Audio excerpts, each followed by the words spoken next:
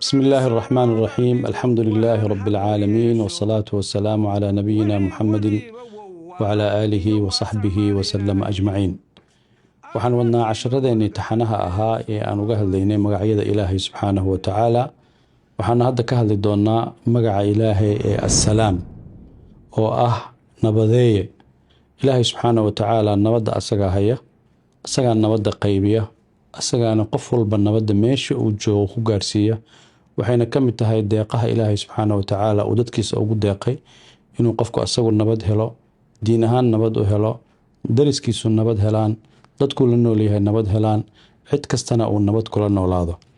sidaa darteed Ilaahay subxaanahu wa tacaala wuxuu ka nabad noqday ama ka badbaaday, ama Ilaahay subxaanahu wa tacaala uu cid walba oo khalqigiisa awoodiisa ugu badbaadiyey oo u fududeeyey inay helaan nabad ay ku noolaadaan si ay u gaaraan barwaaqo adduun iyo barwaaqo aakhiro. Ilaahay subxaanahu wa tacaala asagana wuxuu ka nabadgalay wax kasta oo daatadiisa ama sifadiisa ama ficilkiisa aan u qalmin. Ilaahay subxaanahu wa tacaala wuxuu adoomadiisana ugu deeqay oo uu siiyey in mar walba ay nabad helaan oo nabaddu ay u noqotay waxyaabaha asaaska u ah. awliyadiisa iyo adoomihiisa marka uu jannada geeyo, Ilaahay subxaanahu wa tacaala wuxuu yiri salaamun qawlan min rabbin raxiim. rusushiisa iyo ambiyadiisana waxyaabaha uu ku tilmaamay oo ku sheegay waxaa ka mid ah salaamun cala almursaliin. nabiyullaahi ibraahimna si gaara buu Ilaahay subxaanahu wa tacaala ugu doortay oo uu yiri salaamun calaa ibraahim. wuxuu kaloo ayagana salaantaas ama nabaddaas uu mar walba ugu celceliyey ambiyadiisa qaar ka mid ah oo uu ka mid yahay nebi muuse iyo nebi haaruun calayhim assalaam, salaamun calaa muusa wa haaruun. ummadda mu'miniinta ahna wuxuu nabiga calayhi salaatu wasalaam amray inay dhaqan iyo akhlaaq ka dhigtaan inay salaan ama nabad mar walba isugu naadiyaan.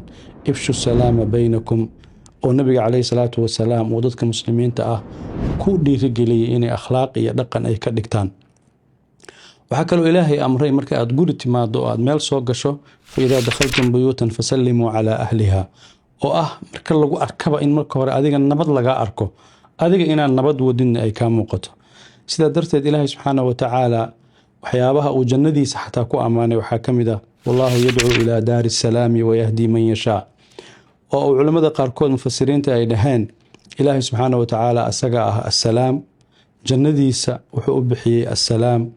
qof kasta oo soo galana waxaa la siiyey salaam oo ah nabad baa la siiyey.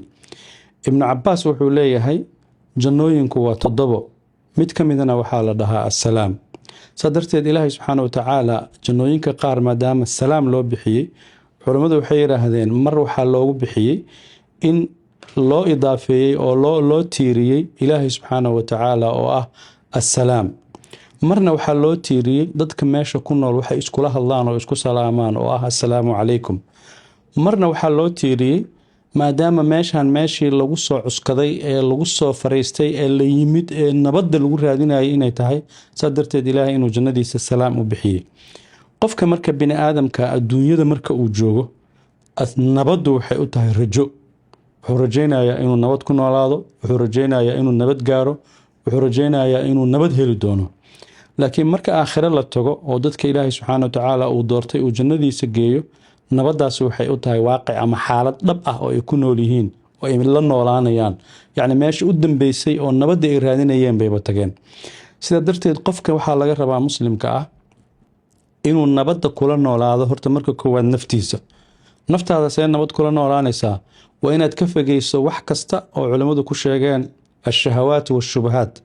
wax kasta oo caqiidadaada tashwiish kaa gelinaya ama kaa wareerinayo inaad marka hore naftaada ka tirtirto.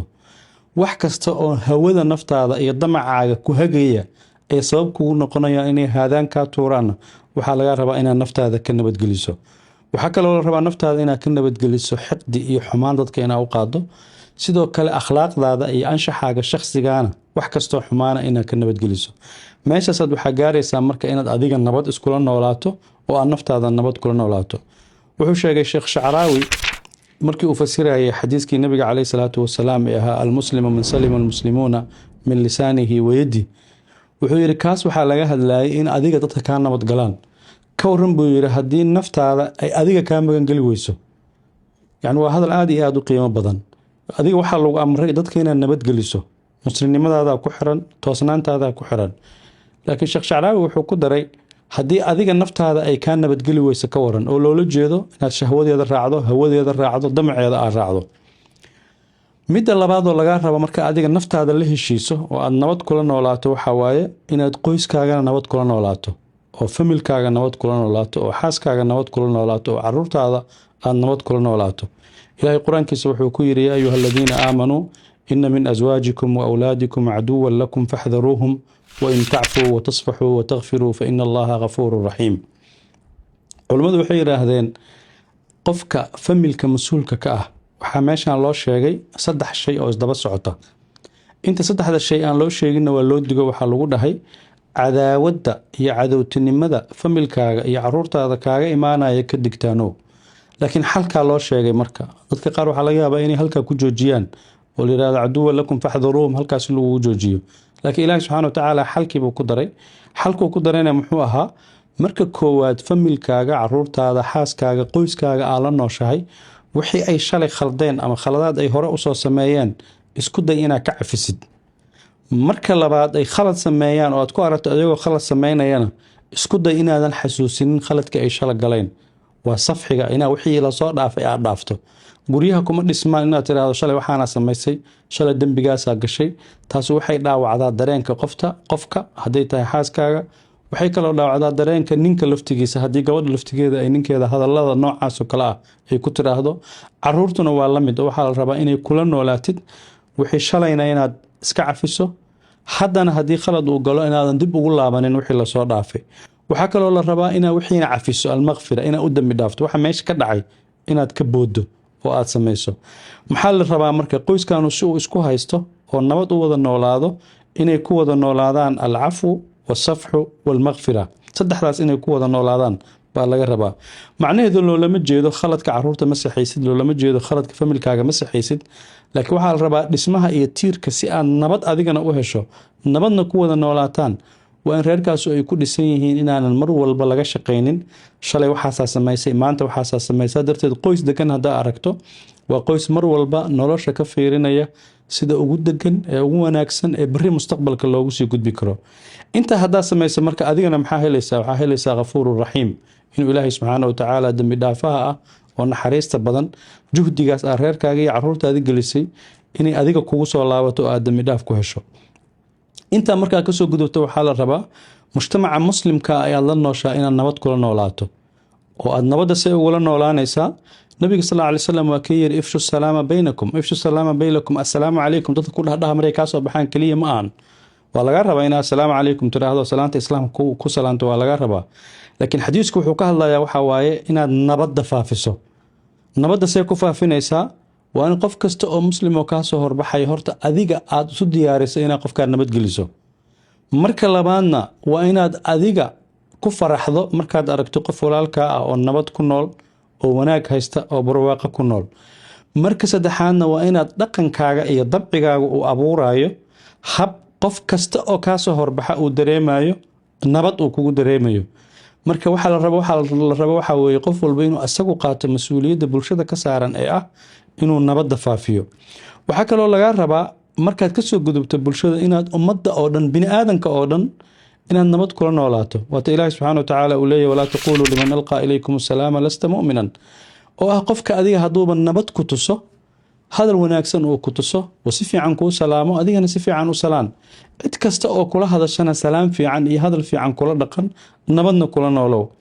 waxaa kale xataa laga hadlaa qofka kugu soo xadgudba asaga laftigiisa inay waxyaabaha kuu furan waxaa ka mid ah inaad nabad kula noolaato. masiixiyadu waxay qabaan haddii dhabankaaga midig la dharbaaxo, dhabankaaga bidixda u dhig, oo ah waxba talaabaha qaadin oo mararka qaar ku gaarsiinaysa inaad dulli aqbasho. laakiin qofka kugu soo xadgudbay islaamka wuxuu u sameeyey qawaaniin. qaanuunka koowaad waxaa waaye faman ictadaa calaykum factaduu calayhi mitli ma ictadaa calaykum wajazaau sayi'atin sayi'atun mitluhaa. qofkan haddii uu adiga xadgudub kugu sameeyey waxaa kuu furan xadgudubkaas mid lamida inaad ku samayso waa kuu furantahay, adiga oo aanan xuduudda ka baxaynin, oo qof wax yar ku taabsiiyey wax asaga ka tan weyn oo ka badan inaadan u geysanaynin.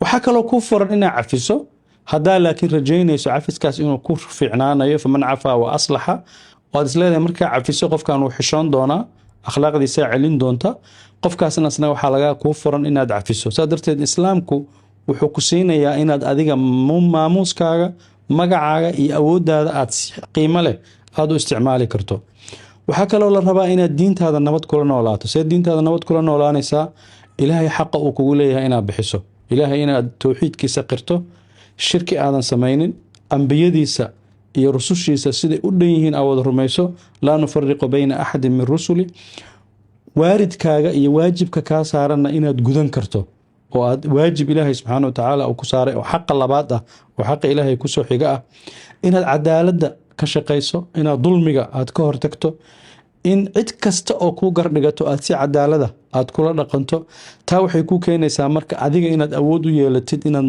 diin ahaan aad noqoto qof ku nool barwaaqo iyo nabad ku nool inaad noqoto sidaa darteed qofka muslimka waxaa laga rabaa inuu qofnimadiisana ceebta ka dhowro ummadana uu nabadda la raadiyo naftiisana uu nabadda ku dhaqo ilaahay subxaana watacaala nebiyada qaar wuxuu gaarsiiyey meelaha ugu sarreysa ee qofka bini aadamka uu nabad uga baahan yahay ilaahay qur-aankiisa wuxuu ku dhahay wasalaamun calayhi yowma wulida wa yowma yamuutu wa yowma yubcathu xaya sufyaan ibnu cuyeyna aayadda markuu fasiraya wuxuu dhahay qofka bini aadamka ah waxaa jira 3 meelood oo uu uga baahan yahay yacni uu ku jiro xaalad mugdi ah oo rafaad ah oo waxa ku xiga uusan garanaynin nabiga marka waxaa la siiyey inuu 3diiba ilaahay subxaana watacaala wuxuu ka siiyey nabad midda koowaad waxaa waaye qofka markuu dhalanayo waxay dhaheen wuxuu ka soo baxayaa caloosha hooyadiis meeluusan garanayn buu usoo baxayaa meeshaas ilaahay nabad buu ku siiyey meesha labaadna waxaa waaye markaad dhimato waxaad arkaysaa waxaadan hore u arkin